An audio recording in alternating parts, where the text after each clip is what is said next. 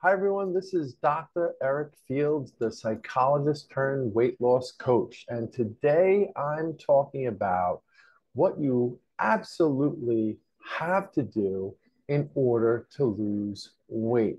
And yes, you can lose weight.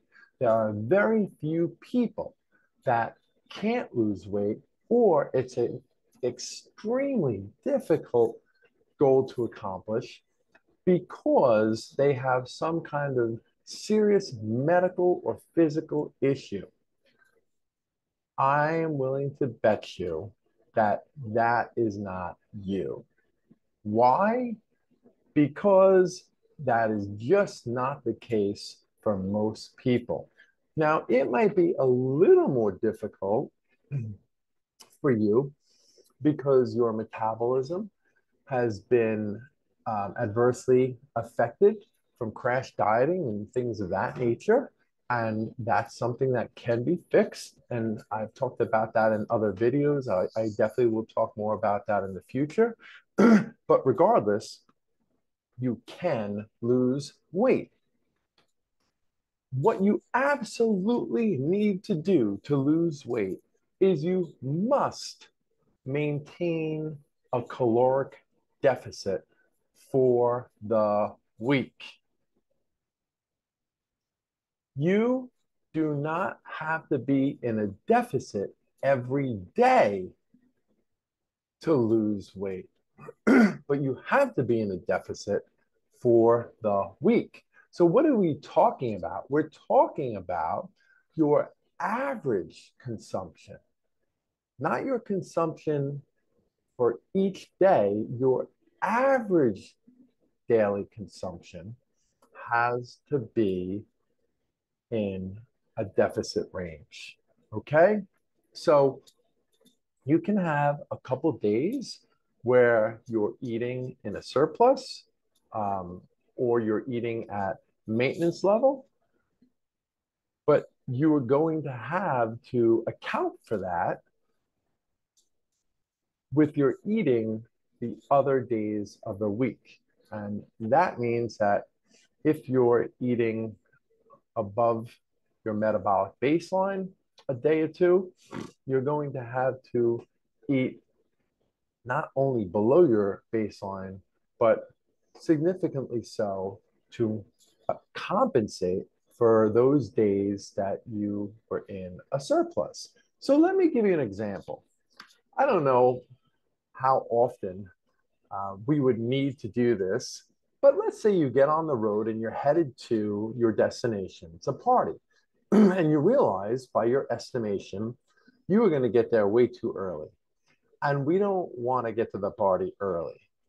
So you quickly estimate in your mind that if you drive significantly slower than you normally would, that is going to delay you getting there. And so you won't get there early. So let's say you figure out you need to drive about 50 miles per hour while you're on the highway. Now, there are a few instances while you're driving where you have to speed up.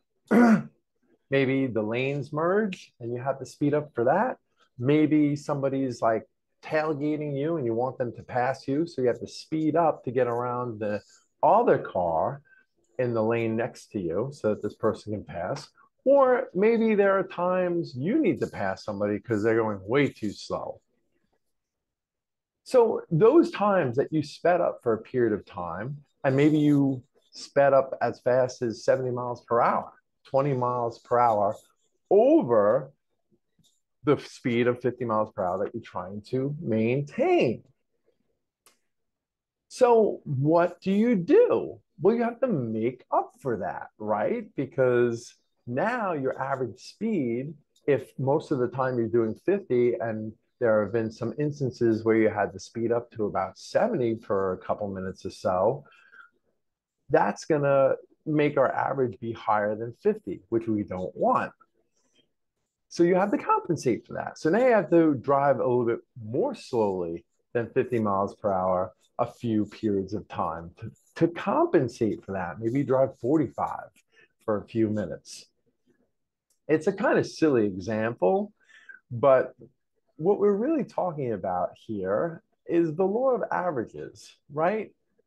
And so if you want to make sure that you are going to lose weight when you step on that scale at the end of the week, which is when you should be stepping on the scale each week, not each day, not each month.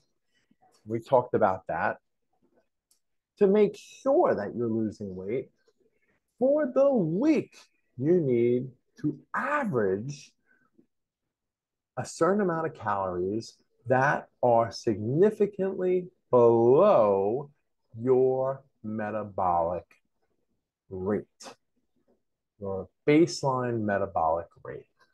That is the rate at which you don't gain weight or lose weight. We call it the maintenance level. So you have to be below that, but you don't have to be below that every single day.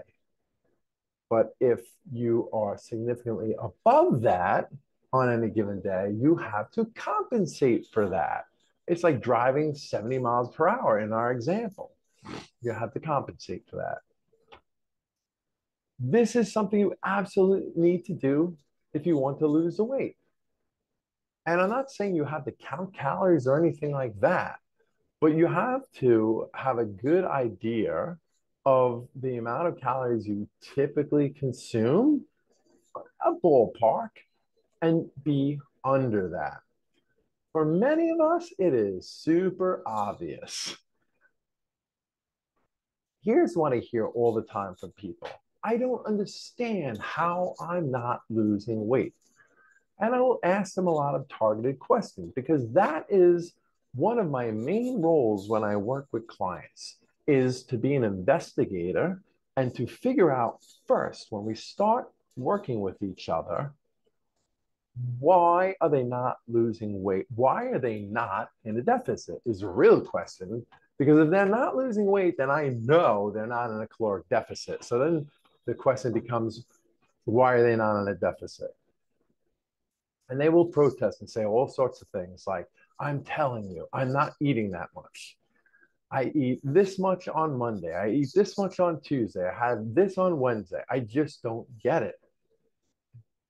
And with a lot of targeted questions, lo and behold, we will find out that there are 1 or 2 days where they are way above maintenance level because of a big late night snack or a big dinner on a few nights, or they went out to eat at a restaurant a couple nights a week and they had no idea how many calories the meals were that they ate at those restaurants. This is why a lot of cities, like my city, New York, is requiring restaurants to now put on the menu the caloric content of every meal. You would be astounded if you knew how many calories some of those restaurant meals consist of. So at this point, you might maybe saying, you know, that really sucks then. So you're telling me that I could do awesome 5 days and then 1 or 2 days have just one meal that's a lot of calories, or just 1 or 2 days where I'm not in a deficit and yeah, I'm overeating, but that's all it takes. And then I don't lose weight, and then it negates everything I did the other 5 days. Yes, that is what I'm telling you. That's the truth, the cold, hard truth, folks. It sucks. I get it. You can do all this hard work for 5 days or 6 days, even, and blow it in one day or a couple of really high calorie meals. Yeah, I know it does suck. Now, some of you will then jump to the conclusion and say, oh, so I have to be perfect. Well, I can't be perfect, so forget it. Of course, you're going to say that. You have the all or nothing thinking affliction, just like I did.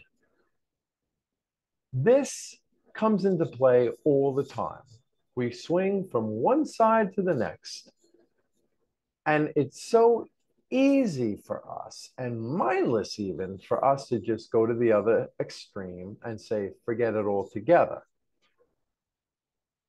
Now, I understand that perfection is not something that is very admirable in many areas of life to strive for because it's unattainable many times and it puts undue pressure on us. So there's rarely ever a good time to try to strive for perfection, right? As a psychologist, someone who specializes in mental health, I know that perfectionistic tendencies very often are not good, right? But if you really think about it, nobody's asking you to be perfect each day. I'm only saying that when it comes to maintaining a deficit, averaging being under those maintenance calorie needs, that, yeah, there's no room for error. So, am I saying you can never have a night or two where you overconsume with calories, or a day where you don't really stick to your diet and you eat a lot of extra calories? You absolutely can do that. I'm living proof. I do it every week. Every week, there's a couple of days where I overeat in a sense because I'm eating more than my caloric needs. But here's the thing, folks, I compensate for it because I make sure on the other days I eat significantly below baseline, and I even do fasting on Mondays. That allows me to really indulge on the weekends. Am I saying you should do this too? Am I saying you need to fast? Absolutely not. What I'm saying is you can overeat a day or two, a meal or two, but you need to compensate for it, which means you're going to have to reduce your calories on another day or two, even more than what you normally would reduce them to when you're just on a weight loss plan, a typical weight loss plan. Okay? That has to happen. And here's the thing, the more you indulge with food on one day, the more you're going to have to restrict your food on another day. For some of us, like me, I'm okay with that. I like fasting. Lots of people don't like fasting. If you don't like it, don't do it.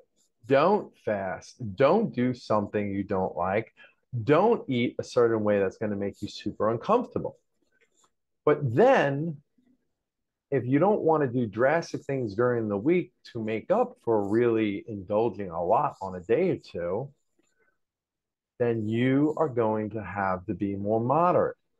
And that means not eating so much on any given day, trying to stay at least at maintenance level a day or two, and then the rest of the days being a deficit, because that will average into a deficit, right? This is a very important concept. You absolutely can lose weight. But if you are not losing weight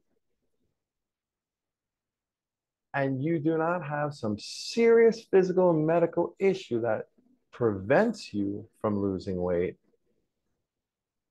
you have to look at the way you're eating and be a detective and figure out where the extra calories are coming from. And if you need to hire a food detective, here I am.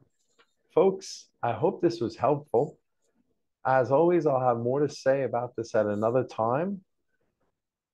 Stay positive, believe in yourself. You can do this, and it is not nor should it ever be that difficult to maintain or average a caloric deficit each week.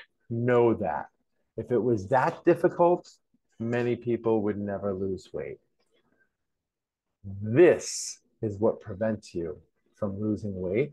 And this brain is what tells you it's too hard or it's too perfectionistic and it's just not worth the effort. That's this that's interfering when you say things like that. You can lose the weight. You just got to figure out how to be in a deficit each week. This is Dr. Fields. I'll talk to you all later. Bye.